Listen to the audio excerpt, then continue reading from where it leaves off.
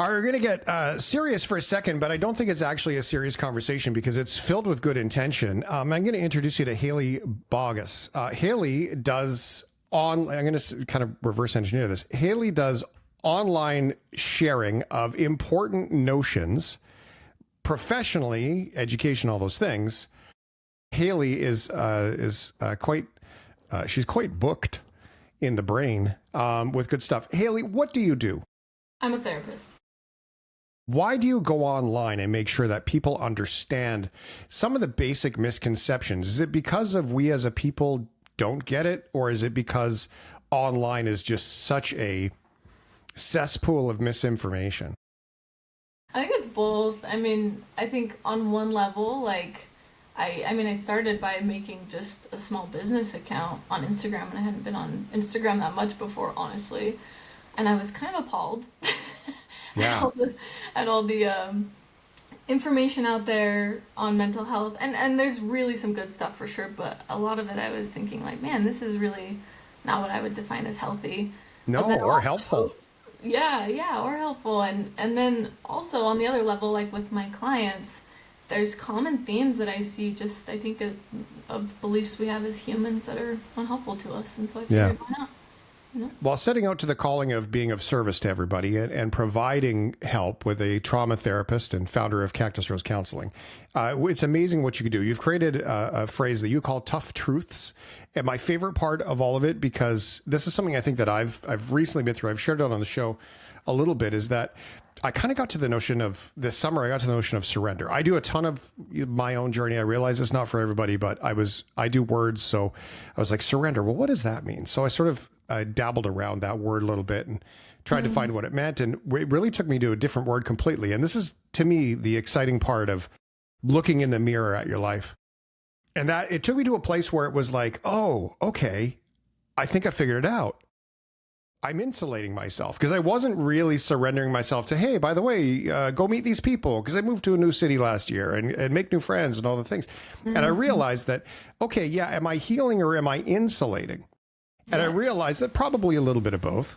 And that's probably okay for what I needed at the time, but it wasn't making me feel like I was making new friends and going out and living a life after moving across the country and all these things. And so tell me a little bit about that, because we have this notion that we should be fixed. If I come into your counseling spot and I'm like, hey, by the way, Hailey, fix me, as opposed to embracing who you are. Can you explain that part of the tough truth? Yeah. Yeah. And I think that that's a pretty human thing. People come to therapy all the time and I say, what are your goals? They're like, I want to be happy. And it's like, all right, well, let's adjust our expectations. Because being happy is, I think emotions are a little bit more like the weather than a menu, you know? And emotional well-being is a little bit more like your capacity to stay present with life than it is how you're feeling in the moment. You know, it's the capacity to hold those difficult things. And that doesn't happen through, and I like what you've got here with surrender, but it doesn't always happen through insulation. Like sometimes it does. It's the regulation, it's the calming down, it's the returning to safety. And sometimes it's the intentionally exiting your comfort zone in a way that you'd really rather not do. Yeah, well, just a conversation we had just last night with Brandon Boyd was exactly that. This is a guy who's lived as a creator for so long. He's lead singer of the band Incubus for 25 years. He's been a rock star. And even he was talking about how stepping into the uncomfortable is so important to be able to discover new things. And by the way, when you do this, it might not be fun, but you got to kind of take that on. This whole pop psychology thing that's going online, it does mislead us because it sort of leads us to believe with everybody's Instagram A-roll that there is no B-roll. And by the way, you went through things. I could probably talk you into reframing it into a place where that's what makes you magical and what you bring to the world today. The question is like, why do you think you need to be fixed? And pop culture says, by the way, you can be fixed. Right. And I personally, I think that marketing is a huge thing that piggybacks off of that, right? It's like, let's create a pain point and let's sell you the antidote. And I think that we just have this, maybe even more so in Western cultures, this idea that like, okay, maybe I can get out of pain if I try. But really, I think mental health is partially your relationship to pain. How do you interpret it, you know? Like my partner's a PT and he helps people with chronic pain, and a lot of it is reinterpreting sensation to not be dangerous, right? And I think that that's true of emotion as well, and our uncomfortable experiences, our uncomfortable internal experiences. Is this actually dangerous, or is this just uncomfortable? Uncomfortable, yeah, or inconvenient. That's another one, yeah. right? I would say that most of these things that we go through are largely inconvenient, right? But we say that, oh my God, I'm broken. I'm a terrible person. Can you believe I got upset today?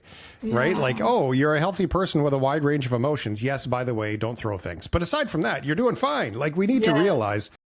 So how do you take that online in short messages that, I mean, people can easily just go swipe, Hailey, you're gone, swipe, that's it. How do you do that?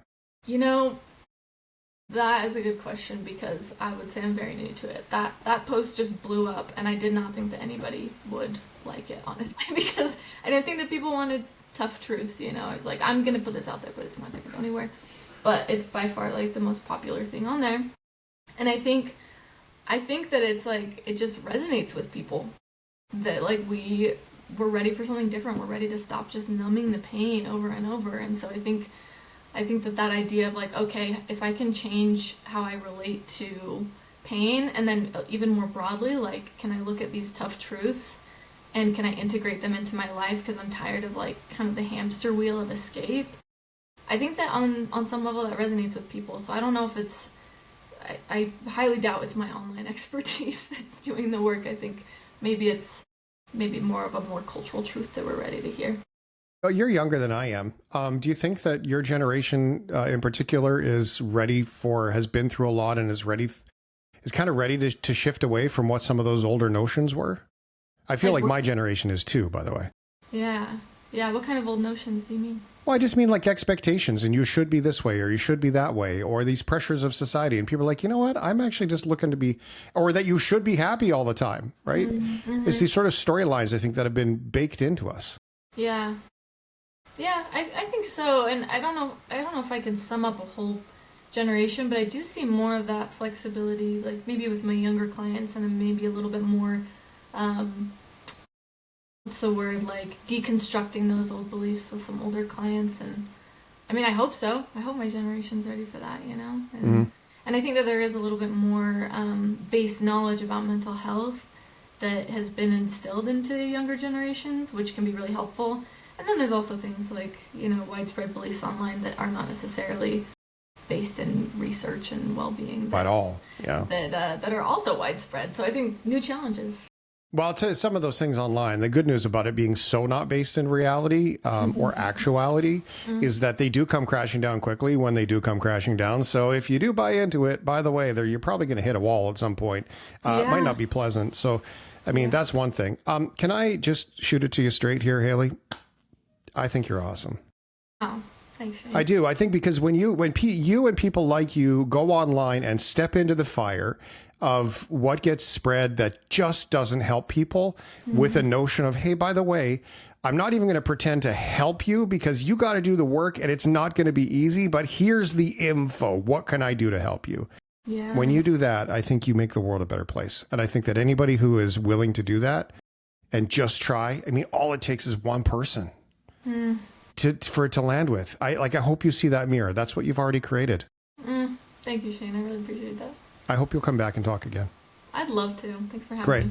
Awesome. Hailey Boggess is our guest, a trauma therapist, blowing up online. The whole point is to start talking about pop psychology and what is happening online that people pass off as science. It's not at all. It's not even science. It's not even pseudoscience. It's like full-on fiction to sell something. I mean, I would give pseudoscience more credit because at least it's adjacent. This is great work, and I look forward to talking a little bit more. Just give it a Google, Cactus Rose Counseling, and you'll find Hailey nice and easy. We'll be right back. Shane Hewitt in the Night Shift.